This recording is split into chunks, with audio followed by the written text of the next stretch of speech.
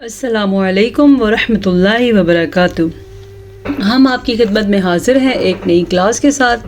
انشاءاللہ ہماری اس کلاس میں آپ کو تجوید اور درست لفظ کی اصلاح کو اچھے طریقے سے سمجھایا جائے گا۔ اگر آپ ہماری یہ کلاس اٹینڈ کر لیں گے انشاءاللہ بہت جلد آپ قرآن مجید کو درست لفظ کے ساتھ پڑھنا سیکھ جائیں گے۔ جو مشکل چیزیں آپ کو نظر آئیں گی وہ کلاس کے آخر میں بورڈ پہ سمجھا دی جاتی ہیں، تو آپ کلاس کے ساتھ رہیے گا۔ اور قرآن کو درست پڑھنا ہر ایک مسلمان کی اولین ترجیح اور ذمہ داری ہے، تو اللہ پاک ہم سب کو اس پہ عمل کرنے کی توفیق نصیب فرمائے۔ آیت نمبر سورۃ الحشر پارہ 28 یعنی پارہ 28 کی آیت نمبر 6 تک ہم نے تلاوت کر لی ہے۔ آج ہم نے آیت نمبر 7 کی تلاوت کرنی ہے۔ اعوذ باللہ من الشیطان الرجیم، بسم اللہ الرحمن الرحیم، ما افاء اللہ علی رسولہ۔ جو آپ کو مد اس الف کے اوپر نظر آ رہی ہے، اس مد کو کھینچ کے یعنی کہ لمبا کر کے پڑھنا ضروری ہے۔ اس مد کی مقدار 3 سے 4 حرکات عربیہ کے برابر ہے، جبکہ اگلی مد جو آپ دیکھ رہے ہیں فا کے ساتھ الف پہ جو آ رہی ہے یہ اس سے زیادہ ہے مقدار میں، اور اس کی مقدار 5 سے 6 حرکات عربیہ ہیں، یعنی کہ 5 سے 6 سیکنڈ تک اس کو لمبا کرنا ہے اور اس کو 3 سے 4 سیکنڈ تک لمبا کرنا ہے۔ یہ ہے چھوٹی مد اور یہ ہے بڑی مد۔ ما افاء اللہ، اللہ کا نام ہم نے پر پڑھا ہے کیونکہ اللہ کے نام سے پہلے حرف کے اوپر زبر ہے، اس لیے۔ علی رسولہ، آئین کو درست لفظ سے پڑھنا آپ کو سیکھنا ہوگا۔ اگر آپ اس کو پڑھیں گے الا تو لفظ بدل جائے گا، اصل لفظ ہے علا، ٹھیک ہے، علا علا، ایسا نہ ہو آپ درست کرتے کرتے علا پڑھ لیں، آئین کو لمبا کرنا بھی ٹھیک نہیں ہے، تو اس سے ہم کیا پڑھیں گے علی رسولہ، را کو پر پڑھنا ہے اور ہا کو چھاتی سے نکالنا ہے۔ میں نے پہلے بھی بتایا تھا، چلے آج کی کلاس میں آپ کو 6 کے 6 جو حروف ہلکی ہیں ان کو کہاں سے نکالنا ہے اور کیسے ادا کرنا ہے انشاءاللہ یہ سکھاؤں گی۔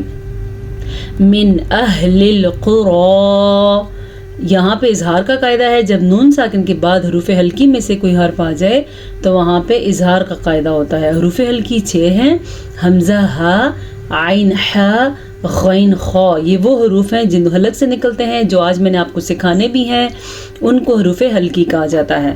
تو اس نون کو ظاہر کر کے پڑھیں گے، یعنی کہ من اہل القری، قاف کو پر پڑھنا ہے اور را کو بھی پر پڑھنا ہے کیونکہ را کے اوپر کھڑی زبر ہے، اگر را کے نیچے کھڑی زیر ہوتی تو را باریک پڑھی جاتی۔ فللہ، اب دیکھیں یہاں پہ اللہ کا نام ہم نے پڑھا ہے اللہ، جبکہ یہاں پہ ہم پڑھ رہے ہیں فللہ، کیوں؟ کیونکہ یہاں اللہ کے نام سے پہلے حرف زبر ہے اور یہاں اللہ کے نام سے پہلے زیر ہے، اس لیے۔ وللرسول، اکثر لوگ اس کو پڑھتے ہیں وللرسولی، لام کو قطعاً آپ اتنا سا بھی لمبا نہیں کر سکتے کہ آپ پڑھیں وللرسولی، اتنا سا بھی نہیں کر سکتے۔ آپ نے کتنا پڑھنا ہے وللرسولی، ٹھیک ہے، زیر کا خیال رکھنا ہے کہ اس کی مقدار بہت کم ہوتی ہے۔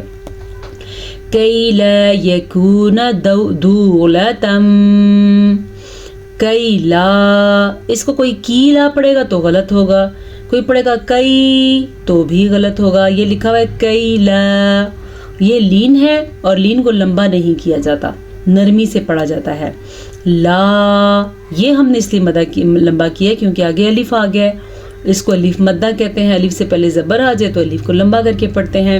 اس کو لا پڑھیں گے تو غلط ہو جائے گا، اسے ہم کیا پڑھیں گے لا یکون، نون زبر نہ، دھیان دیں یا کونا نہ پڑھنا، آپ اس کو نہ ہی یکونا ایسے بھی نہیں پڑھ سکتے، یا زبر یا، کاف پیش واو کو، واو مدہ، نون زبر نہ، یکون دولتم بین الاغنیاء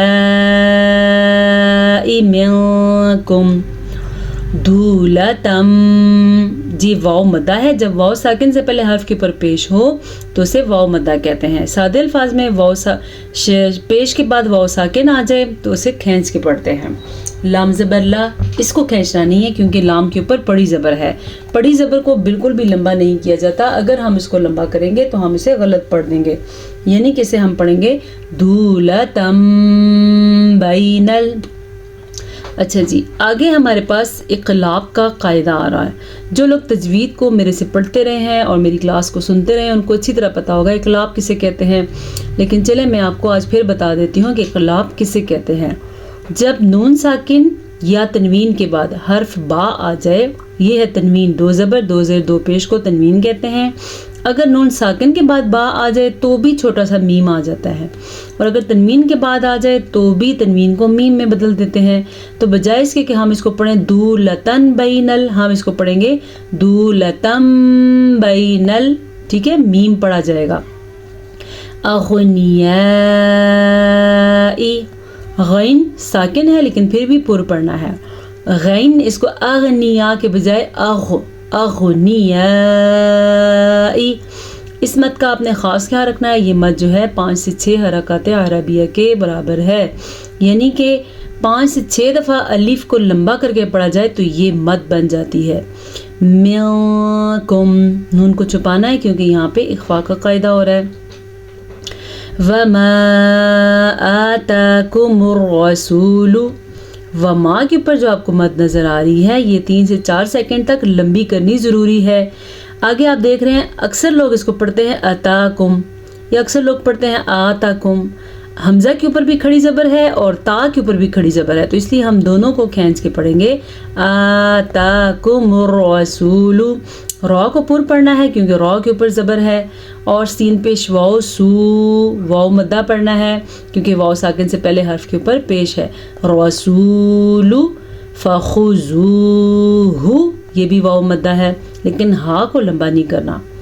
وما نہاکم، ہا کھڑی زبر ہا اتنا لمبا کرتا ہے، نا کو لمبا نہیں کرنا. اگر آپ پڑھیں گے ناہاکم تو آپ تو بالکل غلط پڑھ لیں گے. نون زبر نا، ہا کھڑی زبر ہا. نہاکم عنہ فانتہو، عنہ. اچھا جی، یہاں پہ اظہار کا قاعدہ ہو رہا ہے کیونکہ نون ساکن کے بعد ہا آ گیا ہے، حروف حلقی میں سے ہے. حروف حلقی وہ ہیں جو 6 حروف ہیں جو حلق سے نکلتے ہیں. وہ کون کون سے ہیں ابھی میں آپ کو بورڈ پہ سکھاتی ہوں آیت ختم ہونے کے بعد. فانتہو، یہاں پہ پھر اخفاء کا قاعدہ ہو رہا ہے. نون کو چھپا کے پڑھیں گے کیونکہ نون ساکن کے بعد تا حروف اخفاء میں سے آیا ہوا ہے. یہ قاعدہ میں پہلے بھی سمجھا چکی ہوں لیکن آج اس کی باری نہیں ہے. آنے والے دنوں میں پھر اس کو باری مل جائے گی، پھر انشاءاللہ اس کو سمجھیں گے. بس آپ ہماری کلاس کے ساتھ رہیے گا. واتقوا اللہ، قاف کو پر پڑھنا ہے اور اللہ کے نام کو بھی پر پڑھنا ہے کیونکہ اللہ کے نام سے پہلے پیش ہے. اللہ کے نام سے پہلے زبر آ جائے تو بھی اللہ کا نام پر پڑھتے ہیں. اللہ کے نام سے پہلے پیش آ جائے تو بھی اللہ کا نام پر پڑھتے ہیں. ہاں، اللہ کے نام سے پہلے زیر آ جائے تو اللہ کا نام باریک پڑھتے ہیں. کیسے؟ اللہ واتقوا اللہ فللہ. فرق واضح ہو گیا؟ اس چیز کا آپ نے بھی خیال رکھنا ہے. ان اللہ شدید العقاب، نون کا غنہ ادا کرنا ہے. جب بھی نون کے اوپر شاد آ جائے یا میم کے اوپر شاد آ جائے تو غنہ پیدا ہوتا ہے، جیسا کہ ان، جیسا کہ ثم. ٹھیک ہے، یہ نون مشدد اور میم مشدد کا غنہ ضرور ادا کرتے ہیں. اللہ کا نام ہم نے پر پڑھنا ہے کیونکہ اللہ کے نام سے پہلے زبر ہے. اور آگے شدید العقاب میں عین کے تلفظ کا بھی دھیان رکھنا ہے اور قاف کو موٹا کر کے پڑھنا ہے اور با پہ کلکلا کرنا ہے. کیسے؟ عقاب، یہ ہو گیا کلکلا. آج کے لیے اتنا سبق کافی ہے. صرف آیت نمبر 7 ہی ہم پڑھ سکے ہیں کیونکہ آیت لمبی ہے اور سیکھنے والی چیزیں بہت زیادہ ہیں. تو چلیں اب چلتے ہیں حروف حلقی کی طرف. سب سے پہلے آپ دیکھ لیں کہ حروف حلقی لکھتے کیسے ہیں. حروف حلقی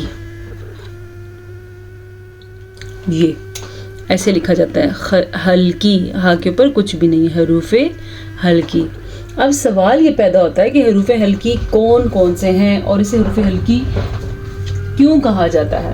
اسے حروف ہلکی اس لیے کہا جاتا ہے کہ یہ وہ حروف ہیں جو حلق سے نکلتے ہیں. حلق کہتے ہیں منہ جہاں پہ ختم ہوتا ہے وہاں سے شروع ہوتا ہے حلق، اور جہاں پہ چھاتی شروع ہوتی ہے وہاں پہ حلق ختم ہو جاتا ہے.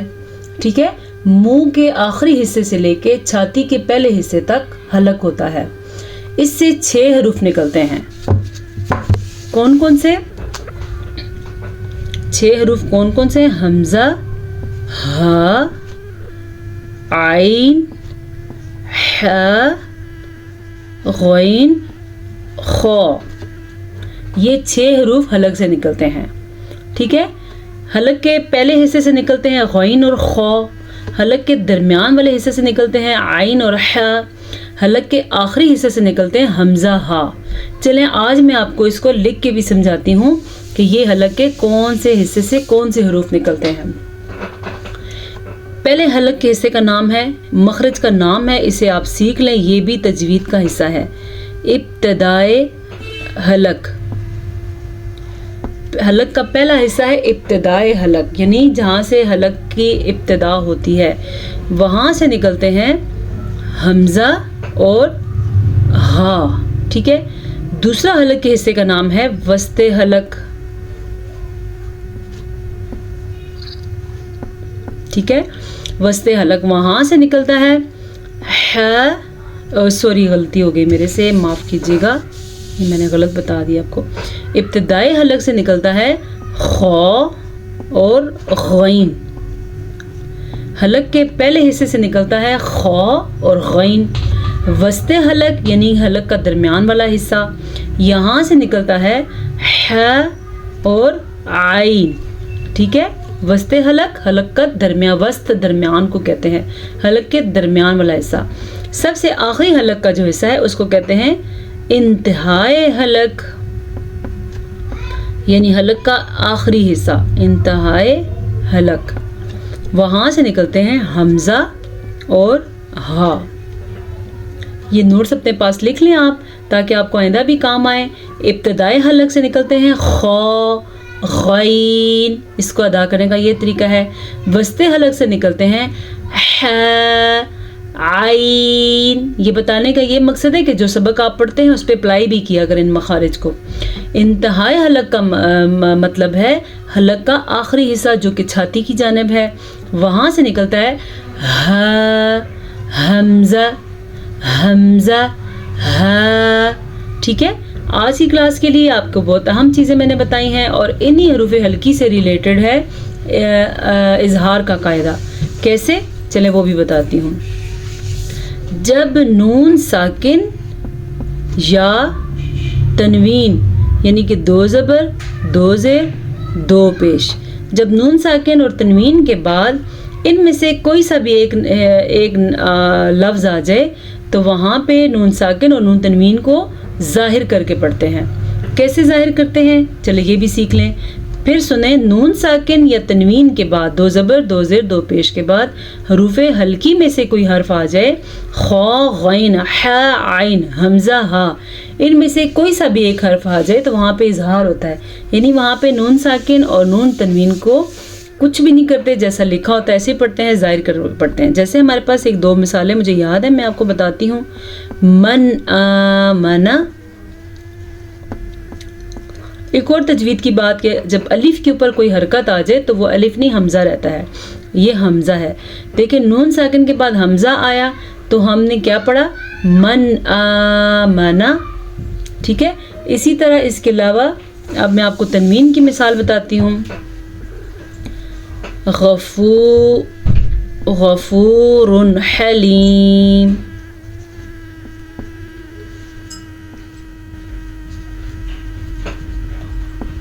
یہ تنوین کے بعد ح آ گیا، را کے اوپر 2 پیش ہے، 2 پیش کو تنوین کہتے ہیں.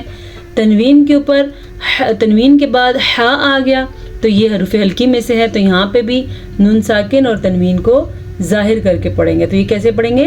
غفور حلیم. میرے خیال سے آج تک کے لیے اتنا کافی ہے. آپ کو بہت اچھے طریقے سے سمجھ آ گیا ہوگا کہ حروف ہلکی کون سے ہیں اور کیسے ادا ہوتے ہیں، اور اس کے علاوہ اظہار کا قاعدہ کیا ہوتا ہے. اجازت دیجیے، پھر حاضر ہوں گے آپ کی خدمت میں. السلام علیکم ورحمۃ اللہ وبرکاتہ.